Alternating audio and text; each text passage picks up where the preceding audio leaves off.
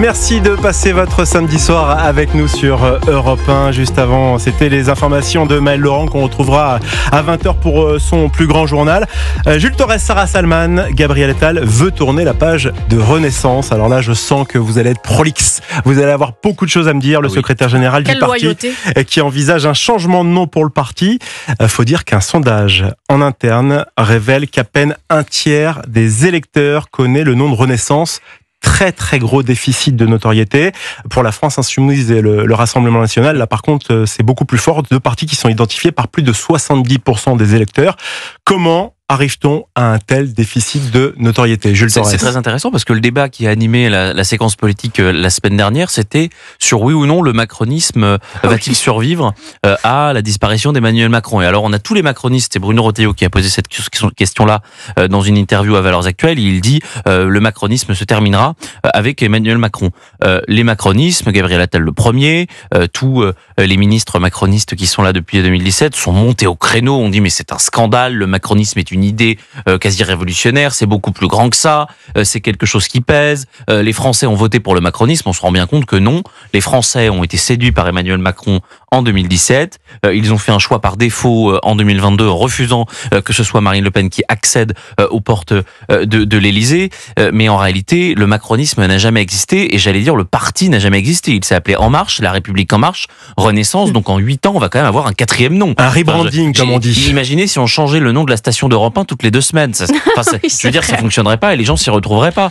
Donc, d'abord, moi, je pense que à chaque fois, c'était des très mauvais noms. Je pense que la personne d'Emmanuel Macron a su insuffler quelque chose en 2017, mais qu'évidemment, avec le jour du pouvoir, tout cela s'est érodé. Et c'est d'ailleurs l'un de ses grands échecs, puisque il n'a pas réussi, si je puis dire, à préparer sa succession. Et d'ailleurs, on sait que c'est un problème dans la Ve République, c'est que les présidents en exercice n'arrivent pas à la préparer. J'en veux pour preuve qu'il a prévenu en dernier quasiment. Moi, j'étais sans doute peut-être au courant avant Gabriel Attal qu'il allait avoir une dissolution l'an dernier. Il lui a annoncé en dernier. Gabriel Attal était complètement opposé. Ça devait être son successeur légitime. Bon, bah, on sait bien qu'aujourd'hui, il ne se parle plus, que la confiance, le lien de confiance est rompu, tout est brisé, et il n'a pas de successeur ni pour le parti, ni pour son espace politique. Et est-ce qu'il en veut un d'ailleurs? Mais oui, c'est ça. Est-ce qu'il en veut un? En politique, il y a le syndrome Attila, et Attila, il veut... Parce que lui, on se souvient, quand il a parlé devant les jeunes d'En Marche, justement, de Renaissance, pardon, il avait même vous savez plus comment ça s'appelle. C'était les jeunes avec Macron qui sont devenus les jeunes En Marche. Exactement. Et vous avez raison de le dire, et à ce moment-là... il s'est projeté, j'ai besoin de vous dans 2 ans, dans 3 ans, dans 5 ans. Et il n'était pas prévu ce jour-là. C'est une arrivée surprise. Gabriel Attal était furibard, je crois que c'est le mot, de voir Emmanuel Macron arriver. Alors qu'il n'était pas prévenu. Et c'est vrai que oui, le parti Renaissance aujourd'hui, non seulement n'est pas identifié par les Français, ni même par les électeurs d'Emmanuel Macron, alors qu'il y a quand même beaucoup qui ont voté pour lui et en 2017 et en 2022. Donc oui, mais le problème c'est qu'est-ce qu'un changement de parti va changer quelque chose? Un changement de nom. Un changement de nom, un changement de nom du parti va changer quelque chose. Il faut changer avec doctrine et surtout en avoir une. Bon, j'ai la réponse de Jules. J'aimerais avoir votre réponse, Sarah. Est-ce que changer le nom du parti Renaissance est une preuve d'adaptation ou alors est-ce que c'est la reconnaissance de l'échec du macronisme pour marquer dans la durée? Je pense que c'est l'échec du macronisme dans la mesure où, si vous vous souvenez, les dernières élections, on a même enlevé, certains candidats ont enlevé la photo d'Emmanuel Macron des affiches. À partir du moment où vous faites ce choix-là... Ça, ils le font tous.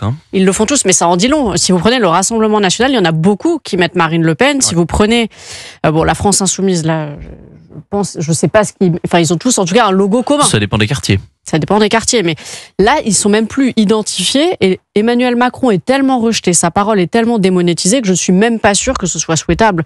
Et pour lui, la suite, en fait, est-ce que ça l'intéresse vraiment? Parce que son mandat est bientôt fini, il peut pas se représenter tout de suite, qu'il ait un successeur ou pas. J'ai le sentiment, mais c'est que mon avis, que c'est pas son problème en fait. C'est le problème de Gabriel Attal. Oui. Ça oui, c'est pas le problème d'Emmanuel Macron. Je dirais Emmanuel Macron que ça s'appelle En Marche, Renaissance. C'est quand même lui qui l'a créé le parti. Mais est-ce que Renaissance peut exister sans Emmanuel Macron?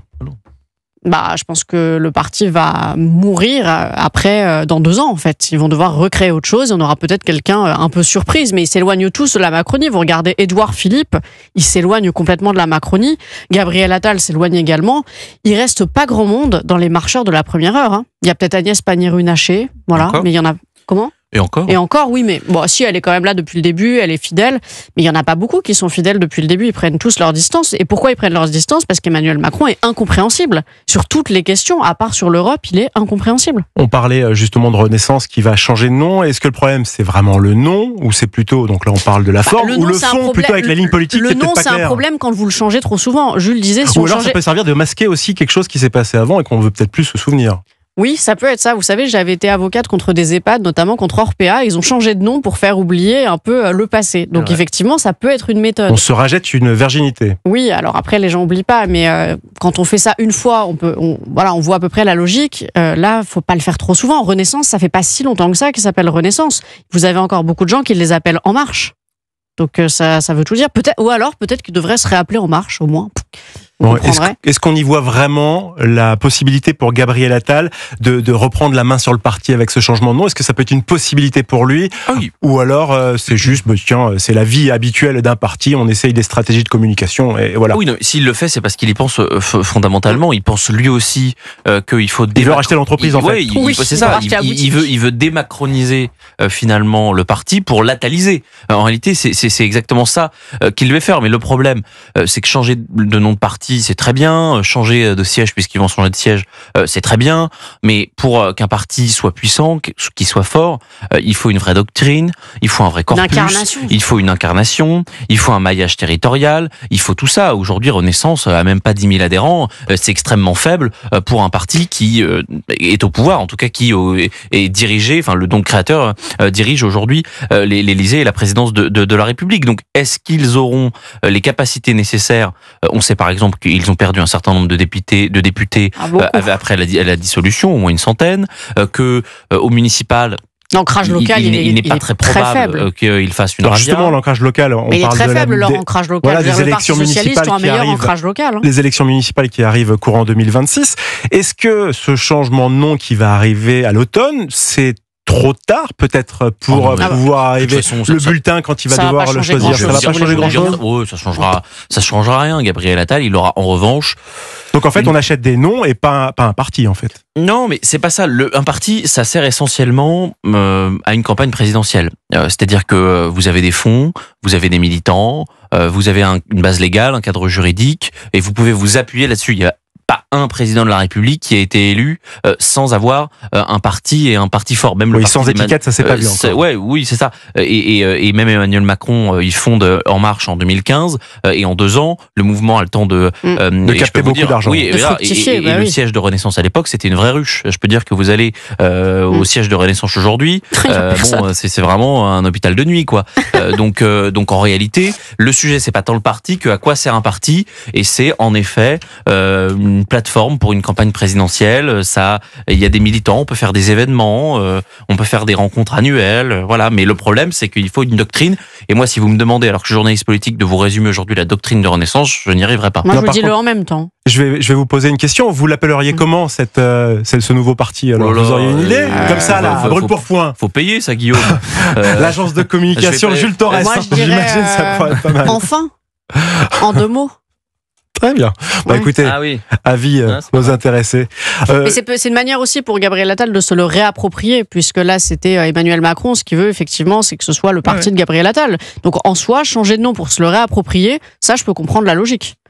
En tout De toute cas, façon, s'il n'y a pas beaucoup d'adhérents, ça ne changera pas grand-chose. si un changement de nom doit arriver, Sarah et Jules, il sera On sera annoncé. consulté pour le nom. Bah peut-être, qui Vous sait. êtes adhérente Renaissance, vous? Non. Montrez la carte. Allez. En tout cas, il sera annoncé le week-end du 20 septembre à Arras. Ce sera lors de la rentrée politique de Renaissance, qui du coup ne s'appellera peut-être plus comme ça, Ouais. normalement. Ça s'appellera Bon. peut-être retrait. Encore 3 petites minutes à passer ensemble. J'aimerais parler avec vous pour finir cette heure d'Europe 1 Soir Week-end des Français qui redécouvrent le plaisir de la pétition. Alors que les personnes Ah oui. opposées à la loi du plomb ont généré plus de 2 millions de signataires, c'est au tour des syndicats de lancer leur manifeste non au budget Bayrou. 297 000 que j'ai pu voir signature sur change.org. C'est quoi cette nouvelle passion de revenir à la pétition selon vous? Enfin, la valeur juridique de la pétition, voilà, elle est elle est inexistante. Vous pouvez faire plein de pétitions, notamment pour C8. Je trouve que les gens auraient dû beaucoup plus se mobiliser. ça n'a rien changé. Donc c'est bien de faire des pétitions, ça montre comment fonctionne l'opinion publique. Mais d'un point de vue juridique, d'un point de vue contraignant, la pétition n'a pas de force contraignante, sinon ça se saurait. Est-ce que c'est très franco-français ça, d'aimer justement signer, dénoncer, faire, et finalement derrière il se passe rien? C'est une mode. Là, on fait beaucoup de pétitions. Demain, on fera, je sais pas, Emmanuel Macron faisait des Grenelles. Là, on fait des pétitions. Je pense que c'est plus un effet de mode qu'autre chose. Il faut quand même le dire, cette pétition du plomb, c'est exceptionnel la manière dont elle a été relayée. Beaucoup d'influenceurs. Les artistes, elle a été, les acteurs. C'est la personne qui a lancé cette pétition. Une jeune étudiante de 23 ans. Une jeune étudiante de 23 ans lance cette pétition en disant, moi de toute façon j'y connais rien, mais signez ma pétition. Bon bah déjà, on part mal. Ensuite, elle a reçu, il faut le dire, un relais extrêmement bienveillant dans beaucoup de médias, notamment du service public. A reçu un relais extrêmement puissant dans toute la gauche outrepassant et faisant fi des débats qu'on pouvait avoir. Le problème, c'est que cette gauche-là a toujours en travers de la gorge de ne pas avoir gagné les élections législatives, parce qu'en réalité, ils n'ont pas gagné les élections législatives. C'est d'ailleurs la raison pour laquelle aujourd'hui, il y a François Bayrou à Matignon. Si Madame Castet avait pu être première ministre, oui, on l'avait tous oublié, moi non, mais si elle avait pu être première ministre, on n'en serait pas là. Et donc la gauche essaye par tous les moyens de montrer que ils ont une légitimité populaire. Alors ça passe par des grandes manifestations place de la République, ça passe par des grandes journées de mobilisation qui sont de moins en moins grandes d'ailleurs, et ça passe par ce genre de pétition. Mais comme l'a dit très justement Sarah, ça n'a aucune valeur juridique, ça n'a aucune valeur politique. Moi je peux vous dire, j'ai des milliers d'idées de pétitions qui seraient signées par des centaines de milliers de gens, et je peux vous dire que la gauche détesterait les résultats de ces pétitions. Merci Jules Torres. Plus de 2 millions quand même, la loi du plan. Oui. Jules Torres, Sarah Salman, avant de se quitter, je crois que vous allez publier un entretien ce soir dans le JDD, Jules Torres. C'est dans 2 minutes, c'est une interview du ministre d'État de la Justice Gérald Darmanin qui nous dévoile son projet de loi de réforme pénale qu'il veut faire adopter avant la fin de l'année. Un long entretien en plus. Un long entretien fleuve. Et pour le résumer aux auditeurs, en quelques mots, c'est une sorte de révolution pénale, parce que il brise beaucoup de tabous, et notamment de tabous macronistes qu'on n'avait pas vu depuis 8 ans. La remise en cause du sursis, c'est-à-dire que maintenant, dans son projet de loi, le sursis, c'est un seul carton jaune. Il n'y en aura pas 4, il n'y en aura pas 5, il n'y en aura pas 10. Carton jaune, ensuite c'est carton rouge. L'arrêt de l'aménagement des peines, et surtout, et on en parlait hier, j'avais un petit peu teasé, vous savez, cette nouvelle hiérarchie carcérale avec des prisonniers les plus dangereux dans certaines prisons, notamment comme celle de Vendin-le-Vieil, et d'autres prisons où il y aurait des individus et des détenus moins dangereux. Donc voilà, c'est retrouvé sur le site du GDD demain. Ce soir, dans une minute, puisque c'est 20h, vous m'avez dit. Oui. Voilà, merci Sarah, merci Jules, très bonne soirée à tous.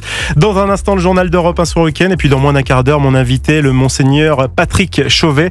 Voilà, une semaine se prête, voyez débarquer durant sa messe dans l'église de la Madeleine à Paris des militants pro-palestiniens, crier très fort des slogans pour la Palestine. Ce sera l'occasion de lui demander comment il se sent maintenant, une semaine après ces histoires qui ont surpris tout le monde. À tout de suite sur Europe 1.